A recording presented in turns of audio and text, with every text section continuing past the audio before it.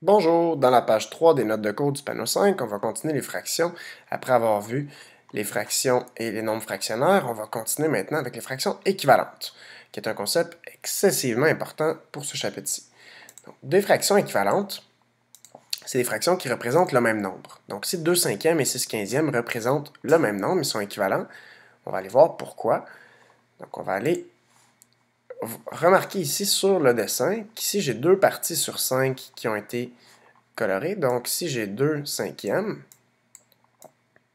et ici, sur les 15 parties équivalentes, sur les 15 parties de même grosseur, j'ai 6 parties qui ont été colorées, donc j'ai 6 quinzièmes.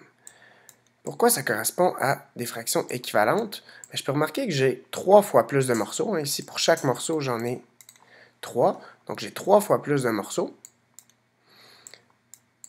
Donc, pour que ça soit équivalent, si j'ai 3 fois plus de morceaux, il faudrait que les morceaux soient 3 fois plus petits. Et ça fonctionne parce qu'ici j'ai des cinquièmes, ici j'ai des quinzièmes. Donc mes morceaux sont 3 fois plus petits. Donc c'est quand je mets mes flèches que mon numérateur est 3 fois plus grand, mais mon dénominateur aussi est 3 fois plus petit, ça s'équilibre, donc ça fait une fraction qui est équivalente. Donc pour obtenir des fractions équivalentes, tu dois multiplier ou diviser le numérateur et le dénominateur par le même nombre. Donc, on va aller en trouver des fractions équivalentes. Donc, on va aller trouver une fraction équivalente pour chacune des fractions ci-dessous. Donc, ici, pour 2 tiers, une première fraction équivalente, ce serait d'aller faire ici fois 2. Donc, je vais aller multiplier par 2 mon numérateur. Et pour que ce soit équivalent, je vais aller aussi multiplier par 2 mon dénominateur. Donc, ça me donnerait 4 au numérateur et 6 au dénominateur. Donc, 4 sixièmes. Pardon. 4 sixièmes. Donc, si je veux avoir une autre fraction équivalente, si j'ai fait x2, x2, j'aurais pu faire x3, x3, x5, x5, etc. Donc, j'ai une infinité de fractions équivalentes qui existent. Moi, je viens d'en trouver une ici. Donc, si je pourrais en trouver une autre, même principe, je vais aller faire ici x2, x2. Donc, je vais prendre un numérateur qui est 2 fois plus grand. Et pour équilibrer, pour que ce soit équivalent, je vais aller prendre un dénominateur aussi qui est 2 fois plus grand. Donc, j'aurai 2 douzièmes, qui est ma fraction équivalente. Si j'ai 28 douzièmes, je peux aussi, autant que je peux multiplier le numérateur et le dénominateur par le même nombre, ben, je peux le diviser aussi. Donc, je pourrais diviser par 2. C'est ce qu'on va voir aussi tantôt. Quand on va réduire nos fractions, on va toujours les diviser pour qu'ils soient le plus simple possible. Donc, je pourrais diviser par 2. J'aurais pu diviser par 4 aussi.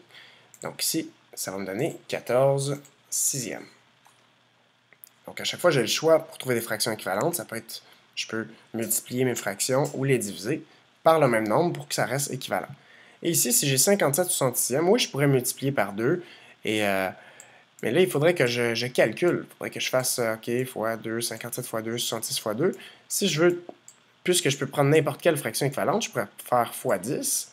Et là, ça se fait très bien mentalement. Donc, si je fais 57 fois 10 et 66 fois 10, j'aurai 570 sur 660. Maintenant, si je cherche un nombre manquant pour que les fractions soient équivalentes, si j'ai ici, je vais remarquer que de 25 à 75, j'ai fait fois 3. Donc, mon dénominateur à droite est 3 fois plus grand. Donc, pour que ça soit équivalent, mon numérateur aussi devra être 3 fois plus grand. Donc, 20 fois 3 me donne 60.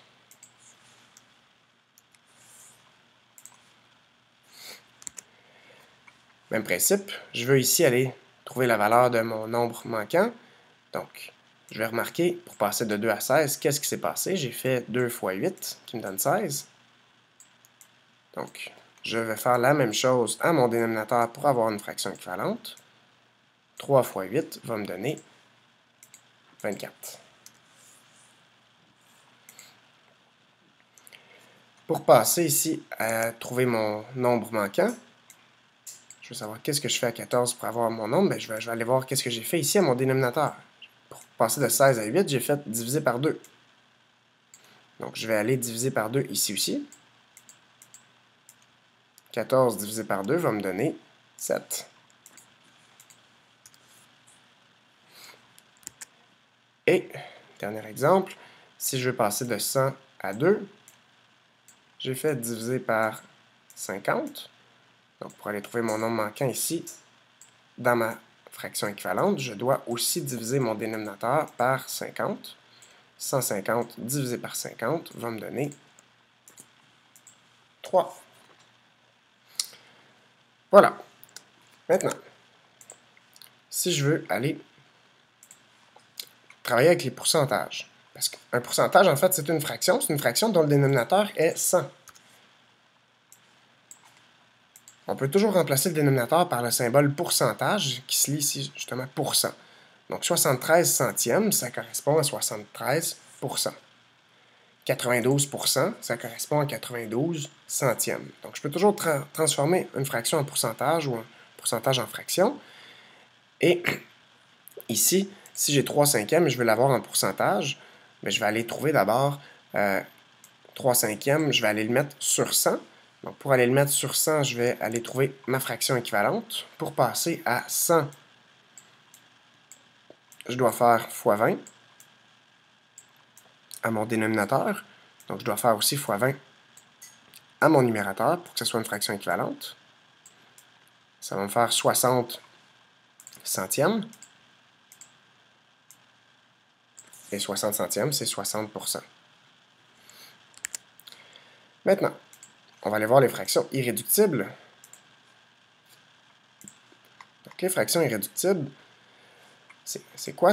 On cherche toujours à avoir une fraction irréductible comme fraction finale parce qu'on veut que ce soit la fraction la plus simple possible. Donc, une fraction irréductible, c'est une fraction qu'on ne peut plus réduire. C'est une fraction que, lorsque le numérateur et le dénominateur peuvent plus se diviser par un même nombre. Donc, lorsque le PGCD est de 1.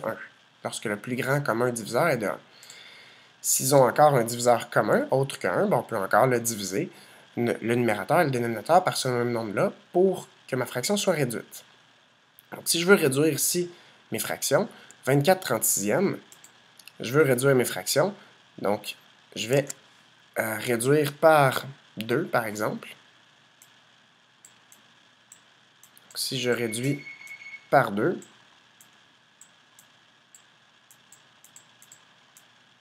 j'aurai 12 18e. Ça se réduit encore.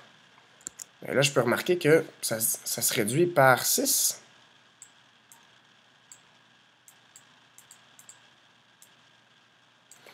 Donc, le numérateur et le dénominateur se divisent par un même nombre. Donc, je vais réduire par 6. Ce qui va me donner 2 tiers. Lorsque j'ai 2 tiers, c'est ma fraction irréductible, je vais aller l'encercler. Pour montrer c'est ma fraction irréductible, c'est ma fraction finale, je l'encercle. J'aurais pu diviser d'un coup par 12 au lieu de diviser par 2 puis par 6. Si je l'avais remarqué, j'aurais pu directement réduire par 12. 2 36e, je peux réduire par 2 au numérateur et au dénominateur. Donc ça va me donner 1 au numérateur, puis 13 au dénominateur, donc 1 13e. Lorsque j'ai ma fraction équivalente, qui est la plus réduite possible, je vais l'encercler pour dire c'est ma fraction irréductible. 54 66e, je peux réduire par 6. 54 divisé par 6 va me donner 9. 66 divisé par 6 va me donner 11. Donc ça va me donner 9 onzièmes. 9 onzièmes est ma fraction irréductible. Je ne peux plus réduire en haut et en bas par un même nombre, un même facteur. Donc c'est ma fraction irréductible que j'encercle. 36 sur 84e, je ne sais pas exactement par quoi ça se divise tout de suite, mais je peux commencer par diviser par 2. Parce que je sais que ce sont des nombres pairs, donc ils se réduisent par 2. Donc ça va me donner 18 42e. 18 42e se réduisent encore par 3. Ici, ce qui est bon, c'est de se rappeler quand mes nombres sont divisibles par 2, 3, 4, etc., qu'on a vu plus tôt dans l'année, quels sont les critères de divisibilité. Donc, il faut se rappeler comment voir qu'un nombre est divisible par 3. Par exemple, ici, que la somme de mes chiffres se divise par 3. 6 se divise par 3. Donc, mon nombre au complet se divise par 3. Donc, ça va me donner ici 9 21e. Et finalement, je peux encore réduire par 3. En haut et en bas pour avoir une fraction équivalente. Ce qui va me donner 3. 3